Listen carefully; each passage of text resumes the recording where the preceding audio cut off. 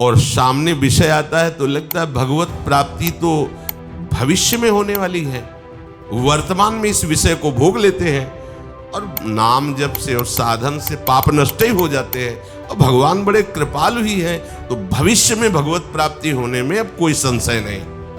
अगर शरीर से आराम और सुख भोगने की लालसा है तो प्रमाद छाया रहेगा, प्रमाद छाया रहेगा तो आपसे उपासना नहीं बनेगी, बस उसी से साधन का जो ऊर्जा शक्ति होती है वहीं से निकल जाती, फिर साधक वैसे ही रहता है। फिर काफी समय बाद उसके हृदय में एक उदासीन नास्तिकता सी आने लगती है। ये 10 वर्ष हो गए, कुछ अनुभव में तो आया नहीं। ये 10 वर्ष में अनुभव आना नहीं, करोड़ों जन्मों में भी अनुभव नहीं आएगा अगर ऐसे करते रहे, और कुछ ही दिनों में अनुभव में आ जाएगा यदि आप ऐसे छोड़ दो, उनके लिए छोड़ दो। मुझे वो प्राप्त करना है इसलिए ये छोड़ो, तो निकुंज में पहुंच जाओगे, देर नहीं लगेगी।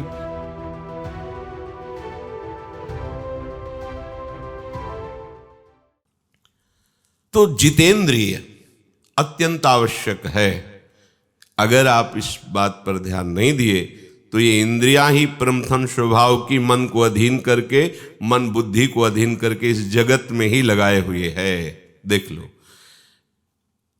ये सुन लूं, ये छू लूं, स्पर्श कर लूं, देख लूं, खा लूं, सूंघ लूं, बस मन ये 5 इंद्रियों को लेकर के प्रकृति में विचरण करता रहता है। भगवान ने कहा मना कष्टानि इंद्रियाणि प्रकृतिस्थानि कर्षति। मन ये 5 ज्ञान इंद्रियों के साथ ये 6 प्रकृति में सदैव विचरते रहते हैं। उपासक प्रकृति में नहीं विचरता, वो भगवान में विचरता है। वो श्रवणेन्द्रिय से भगवद वार्ता सुनता है, वो प्रभु के रूप का चिंतन करता है, सब में प्रभु की भावना करता है, वो प्रभु का प्रसाद पाता है, वो सूंघता है तो प्रभु के प्रसादी पुष्प इत्र आदि सूंघता है। वो अगर किसी का भी स्पर्श करता है तो भगवत भाव से स्पर्श करता है, किसी कामना से नहीं। उसकी इंद्रियां परम पावन हो गई, वो जितेंद्रिय हो गया। देखना इंद्रियों के न घोड़े भगे, रात दिन इनमें संयम के कोड़े लगे।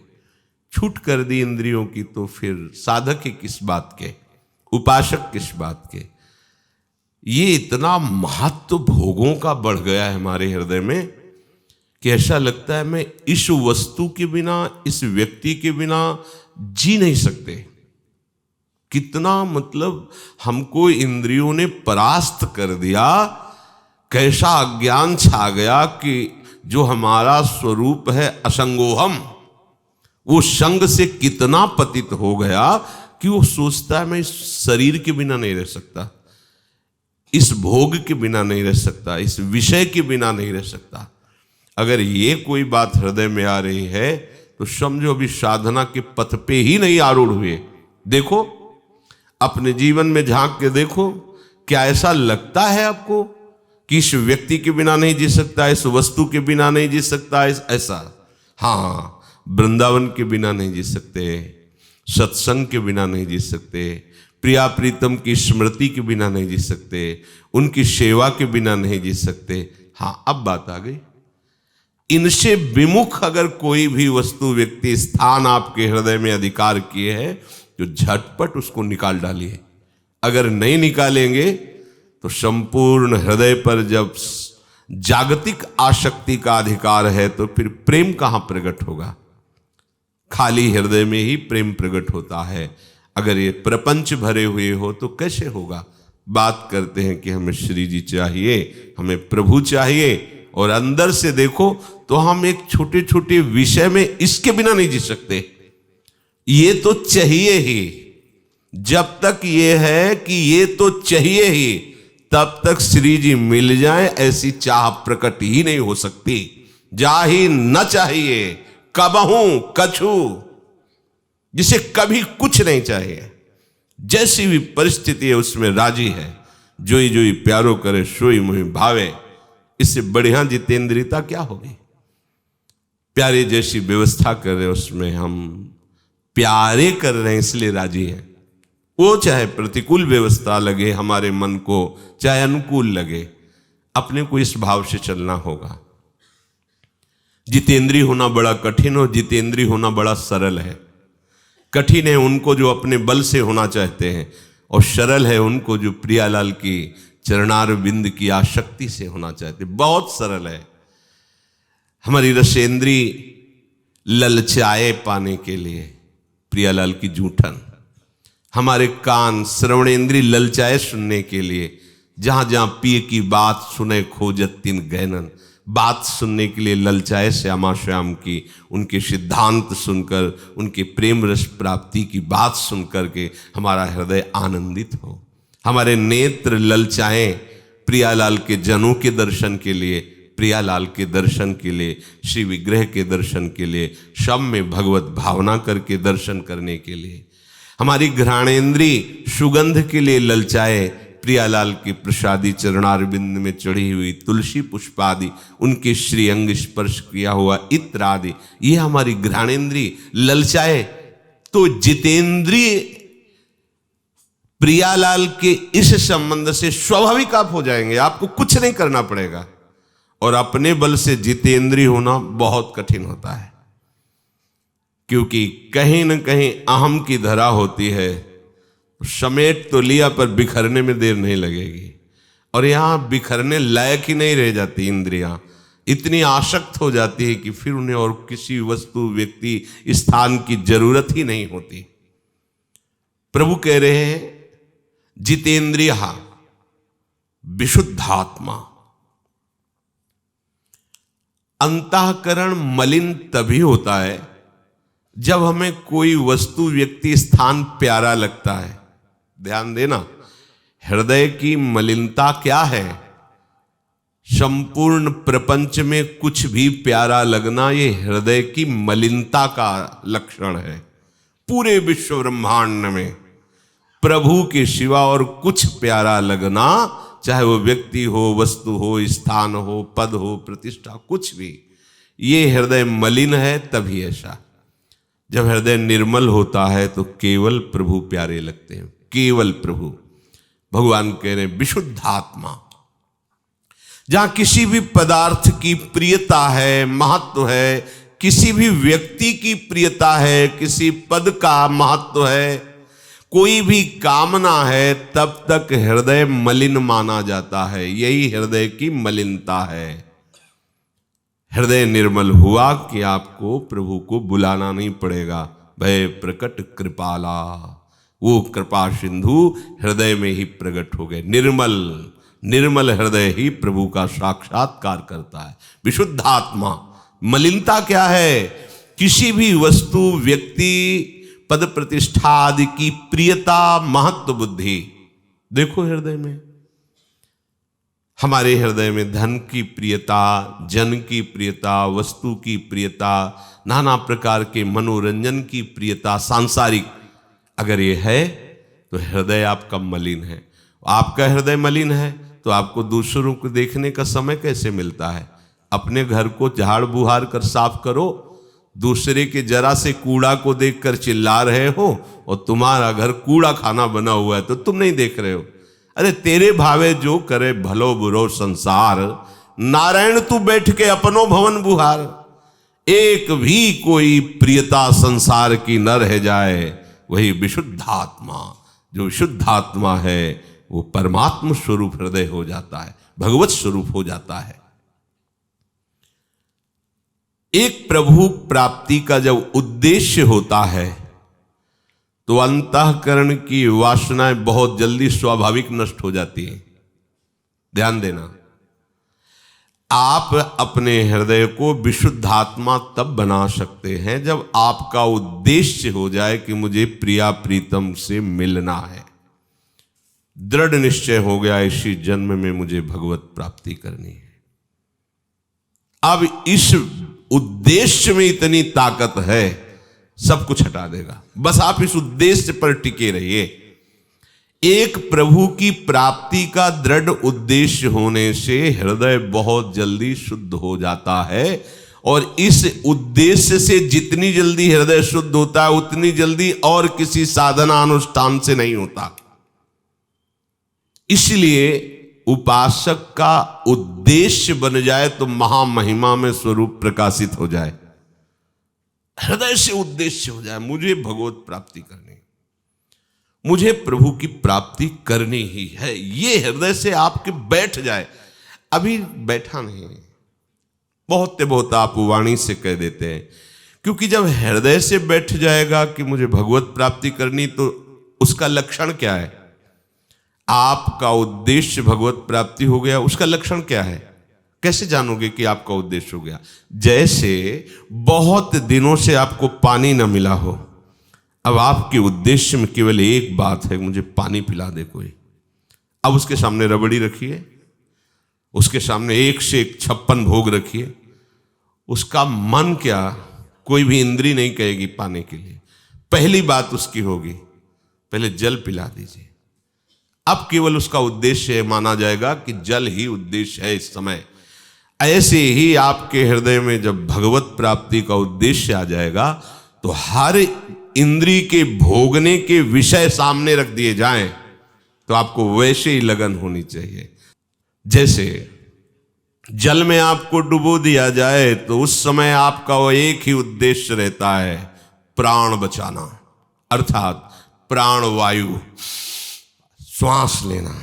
अब उस समय प्रश्न करे उससे कि आपको 1 कुंतल सोना देंगे, आपको इतना चांदी देंगे, हीरा जवाहरात देंगे, सुंदर स्त्री देंगे, सुंदर पुरुष देंगे, कुछ भी, वो कहेगा पहले श्वास लेने दो मुझे। दबा के जल में और उसके कान में कहे ये सब देंगे, वो कहेगा पहले पहली बात मुझे श्वास लेने दो। जब ऐसी उद्देश्य वृत्ति, पहले मुझे भगवत साक्षात्कार होने दो, बाद में हम तुम्हें देखेंगे। हाँ, जब ये बात आ जाए हृदय में, तो जान लेना आपका उद्देश्य हो गया है भगवत प्राप्ति। अब इससे बड़ा हृदय की शुद्ध होने की स्थिति क्या हो सकती? मुझे प्रभु चाहिए, बस। कौन चाहता है ऐसा? हृदय में देखो, ये चाह आएगी तो सब चाह अपने आप मिटा देगी। इसीलिए यहाँ कह रहे, एक प्रभु की प्राप्ति का दृढ़ उद्देश्य होने से अंतःकरण जितनी जल्दी और जैसी विशुद्धि होती है, उतनी जल्दी और वैसी विशुद्धि किसी भी साधना से, अनुष्ठान से नहीं होती है। इसलिए उपासक का एक उद्देश्य हो जाए, इसी जन्म में भगवत प्राप्ति करनी है, तो वह महामहिम स्वरूप प्रकाशित हो जाए। हम लोगों की ढिलाई है, अगर कहीं सोच भी लिया है भगवत प्राप्ति और सामने विषय आता है, तो लगता है भगवत प्राप्ति तो भविष्य में होने वाली है, वर्तमान में इस विषय को भोग लेते हैं, और नाम जप से और साधन से पाप नष्ट ही हो जाते हैं, और भगवान बड़े कृपालु ही हैं, तो भविष्य में भगवत प्राप्ति होने में अब कोई संशय नहीं। ऐसी हमारी बुद्धि प्रेरणा करके मुझे ऐसे फंसाती है। ध्यान दीजिए, अगर कहीं किसी कोने में सुना के बात भी आ गई है कि मुझे भगवत प्राप्ति करनी है, तो वो भगवत प्राप्ति हम ऐसे मानते हैं कि वो भविष्य में कभी होगी, पर वर्तमान में जो भोग आया इसको भोग लेते हैं। अगर पाप भी लगेगा तो नाम में बड़ी सामर्थ्य, धाम में बड़ी सामर्थ्य, ये भगवत प्राप्ति उद्देश्य नहीं माना जाएगा। ये बुद्धि की कपट भरी सलाह है, मत मानो। इसीलिए मयि मनाधत्स्व, मई बुद्धि में निवेश है। ये बहुत बचो, ये बहुत ठग हैं, ये हमारे अंदर ही ठग हैं जिनसे हम सलाह ले रहे हैं, उसी मार्ग में ले जाएंगे जहां से आपको लूटना है। इनकी सलाह मत मानिएगा, हरि गुरु की सलाह मानिए। हरि गीता में बोल रहे, सदगुरुदेव उस गीता रूपी अमृत का पान करके स्वाद लेकर बोल रहे, मान लो दोनों में से किसी एक की बात मान लो, और मन बुद्धि की सलाह मत मानना। ये वो ठग हैं, उसी मार्ग में ले जाएंगे जहां आपको लूट करके एकदम खाली कर देंगे, अर्थात परमार्थ से रहित कर देंगे। विशुद्धात्मा, प्रभु के सिवा और कोई चाह न रह जाना, यही हृदय की पवित्रता का परम लक्षण है। विजितात्मा, शरीर के सुख आराम की त्याग की आवश्यकता हर उपासना के उपासक को है। विजितात्मा, शरीर सुख की, शरीर आराम की चाह की जो भावना है, हर उपासना के उपासक का सबसे पहला धर्म है। वो सुख आराम की भावना का त्याग कर दे। राम काज कीन्हे बिनु मोहि कहाँ विश्राम। जब तक भगवत साक्षात्कार नहीं हो जाता, चैन से हमारी नींद नहीं होनी चाहिए, चैन से हमारा दिन नहीं कटना चाहिए, अंदर ही अंदर विचलता रहनी चाहिए, बेचैनी रहनी चाहिए। उसी बेचैनी में, उसी ताप में जो निरंतर भगवत स्मरण होता है, वही भगवत साक्षात्कार कराता है। जैसे कच्ची मटकी बिना आवे के पानी रखने लायक नहीं होती, ऐसे ही विषयों से कच्चा बना हुआ हृदय प्रेम रस रखने लायक नहीं है, जब तक वो द्वंद्वों के ताप को सह करके, हाँ, सहत सहत बाढ़े भगति गृह तन गुरहित गार। अगर शरीर से आराम और सुख भोगने की लालसा है तो प्रमाद छाया रहेगा, प्रमाद छाया रहेगा तो आपसे उपासना नहीं बनेगी। अब हम प्रायः यही चाहते कि हमारे मन के अनुसार गुरुदेव चले, हमारे मन के अनुसार शास्त्र उपदेश करे। ऐसा नहीं होता। शास्त्र और गुरुदेव के उपदेश के अनुसार मन चलाया जाता है। और प्रायः जो प्रमादी उपासक होते हैं वो यही चाल चलते हैं, हम जब चाहेंगे तब आएंगे, 7 बजे तक सोए, शौच स्नान किए, तिलक लगाए, आ गए। नहीं, बात नहीं बनेगी। क्यों नहीं बनेगी? क्योंकि आप भले सत्कर्म कर रहे हो पर मन के अनुसार कर रहे हो। आप गुरु के अनुसार नहीं चल रहे, शास्त्र के अनुसार नहीं चल रहे। बात वहां सत्कर्म से नहीं बननी, बात वहां उनके अनुकूल मन बनाने से। वो अगर कह रहे हैं ऐसे, तो आपको वैसे ही चलना है। बात समझना है, किसी क्रिया से भगवत प्राप्ति नहीं होनी, बात उनकी आज्ञा का पालन करने से। आज्ञा पालन से ही मन मरेगा, और आप मन मारना नहीं चाहते। आप देख लीजिए, आप इतना मन को प्यार करते हैं कि आप गुरु का त्याग कर सकते हैं, भगवान का त्याग कर सकते हो, त्याग किए हुए ही है, पर मन का त्याग नहीं कर पा रहे। जो मन तुम्हारी अनंत जन्मों से दुर्गति करता चला रहा है, उसी मन से तुम प्यार कर रहे हो। आप किसके लिए खड़े हैं? आप किसके लिए चल के आ रहे हैं? सत्संग के लिए, प्रियालाल की चर्चा सुनने के लिए। ये बहुत बड़ा भजन हो रहा है, बहुत बड़ा भजन हो रहा है। इसका अगर आप प्रतिकूल प्रयोग नहीं करेंगे तो कुछ ही समय में आप देखेंगे आध्यात्मिक उन्नति हो रही है आपकी। पर हम लोग बस सबसे बड़ी गलती यही करते हैं, ये सब हो रहा है साथ में, पर हम असाधन कर देते हैं। देखो, मटकी तब तक नहीं भरेगी जब तक उसका कोई भी छेद बकाया रह गया, तो भरेगी नहीं, वो वहां से निकलता रहे। आपको पहले छेद कवर करना हो, एक एक बूंद डालोगे तो भी घड़ा भर जाएगा। अपने लोग क्या करते हैं कि जल तो डालते हैं पर वो कई छेद हैं, ओ उससे फिर कुछ अनुभव में नहीं आता।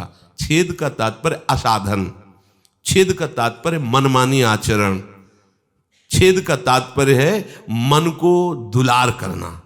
बस उसी से साधन का जो ऊर्जा शक्ति होती है वहीं से निकल जाती, फिर साधक वैसे ही रहता है। फिर काफी समय बाद उसके हृदय में एक उदासीन नास्तिकता सी आने लगती है। ये 10वें वर्ष हो गए, कुछ अनुभव में तो आया नहीं। ये 10वें वर्ष में अनुभव आना नहीं, करोड़ों जन्मों में भी अनुभव नहीं आएगा अगर ऐसे करते रहे, और कुछ ही दिनों में अनुभव में आ जाएगा यदि आप ऐसे चलो। आपका उद्देश्य भगवत प्राप्ति हो, जो भगवान कह रहे हैं जितेंद्रिय विशुद्धात्मा विजितात्मा। अभी देखो आनंद आ जाएगा, अभी देखो कैसे तुम चैन से सो सकते हो, कैसे सो सकते हो तुम्हें भगवत प्राप्ति की लगन है, चैन से सो सकते हो। सच्ची मानिए, ये जब तक आप इंद्रियों को ऐसे छूट देते रहेंगे तब तक आप भगवदानंद की अनुभूति कर ही नहीं सकते। मान लीजिए, सोचो श्री जी ऐसे पवा दें, कैसा मतलब क्या, जरा उस सुख की तरफ सोचो। हमको वहां ले जाने के लिए तैयार कर रहे हैं, जहां हमारी प्यारी जो मुस्कुरा कर तुम्हारे गले में हाथ डालकर और अपने मुख का पान पाया हुआ आपको पवा रहे हैं, जहां लाल जो आपको श्रद्धा की दृष्टि से देख रहे हैं, पूज्य दृष्टि से। मेरी प्रिया जो की सहचरी है, निज प्राणेश्वर जा यद्यपि दयनीय मितिमा मोश्चुंबत्या आलिंगत सुरतमाध्या मदयति। ये वो प्रभु जिनको एक बार भगवान शिव के ध्यान में आ जाए तो तांडव शुरू कर देते, इतने आनंद में मगन हो जाते हैं। वो प्रभु मेरी प्रिया जो की सहचरी है, सखी है, हृदय से लगाते। जरा सोचो, वो दुलार पाने के लिए ये क्या है। आज नहीं तो कल छूट ही जाएगा, तो आज छोड़ दो, छोड़ दो, उनके लिए छोड़ दो। मुझे वो प्राप्त करना है, इसलिए ये छोड़ो। जितने से विधान का, शास्त्र विधान का पालन होता है, गुरुजनों की आज्ञा का पालन होता है, शरीर का पोषण होता है, बस वैसे चलो। एक जन्म को मान लो ना, जैसे हमें चलाएंगे वैसे ही चलेंगे तो निकुंज में पहुंच जाओगे, देर नहीं लगेगी। पर मनमानी आचरण थोड़ी, मनमानी आचरण नहीं चलेंगे। यद्यपि ये तो जीवन मुक्तों के लिए भी दुर्लभ है जो आपको प्राप्त है।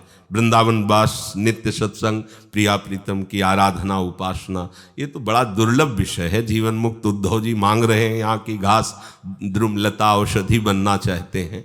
तो आप जो है फिर ऐसी गलती क्यों कर रहे हैं? कि आपका उद्देश्य नहीं है क्या भगवत प्राप्ति? यही समझ में नहीं आता। आप मनोरंजन कैसे कर सकते हैं?